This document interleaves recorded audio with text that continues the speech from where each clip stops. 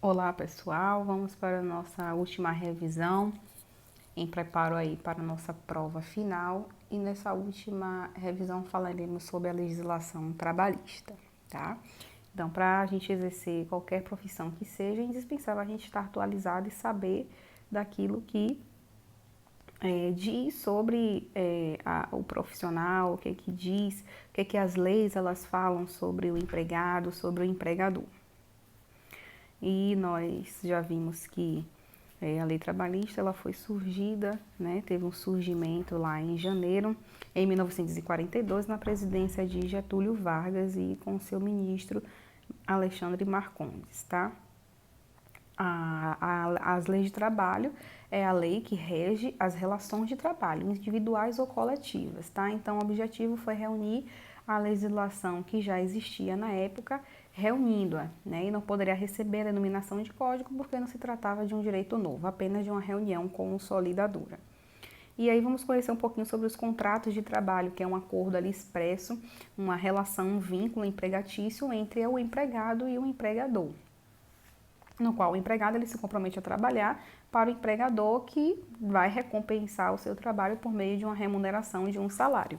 Então, nos tipos de contrato, nós temos o contrato por prazo determinado, que é aquele contrato que tem data inicial e data de término. Então, tanto o empregado como o empregador sabe qual é o limite, o término desse contrato, sabe em que momento é que o empregado ele vai deixar de prestar o seu serviço.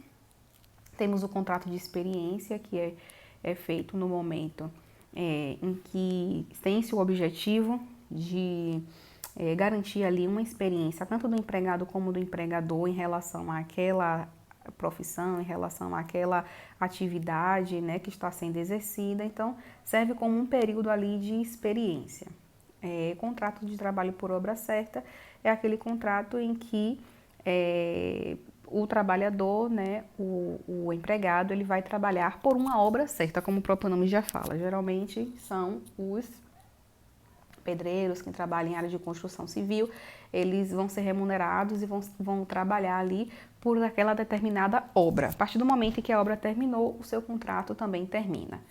Contrato de trabalho por tempo indeterminado é aquele em que ele tem um início, tem data de início, mas não tem data de término, né?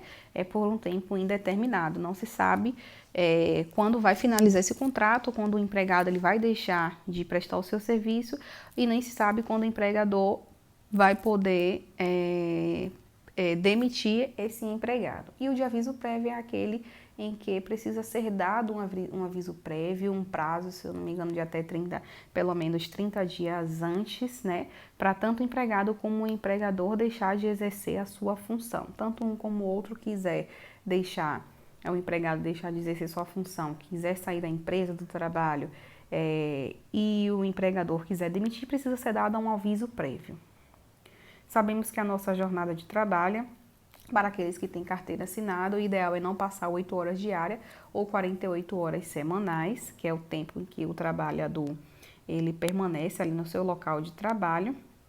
E dentro dessa jornada de trabalho temos um período de descanso, que como qualquer trabalho que ultrapasse 6 horas consecutivas, é obrigado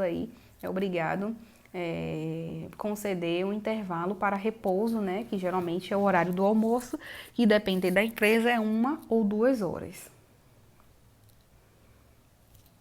Temos também aí o direito do Vale Transporte, que é o benefício que o empregado ele recebe para utilizar nas despesas do deslocamento, né, tanto da casa para o trabalho ou vice-versa, do trabalho para casa. Então, é dado ali o valor do transporte por dia a quem está prestando ali o seu serviço, né, ao empregado.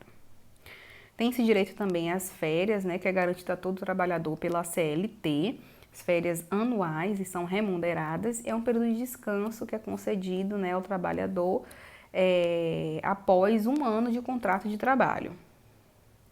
Nós sabemos também que existe aí a garantia do adicional de horas extras para aquele que ultrapassa, né, o tempo trabalhado, né, além da jornada estabelecida, a jornada normal, né, de 44 horas, ou de 8 horas semanais, quando há necessidade, né, de permanecer um tempo a mais naquele local de trabalho.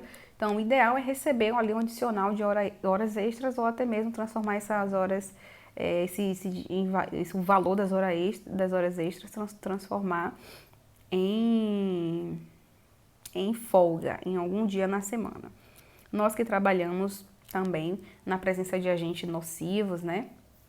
Como a gente vai conhecer, vai ver que o consultório odontológico, a clínica odontológica, ela é inundada de micro-organismos, bactérias, né, fungos, vírus, enfim, todo tipo de micro-organismo, e isso torna um ambiente que traz aí um risco, né, à nossa saúde, um ambiente com a presença de muitos agentes nocivos, e para isso precisa ser adicionado aí no valor do salário a insalubridade, o valor da insalubridade, que nós vimos que quando é considerado um ambiente de risco pequeno, risco baixo é 10% do valor do salário, quando é médio 20% e quando é um alto risco, o grau maior é considerado 40%, é dado aí 40% do salário, certo?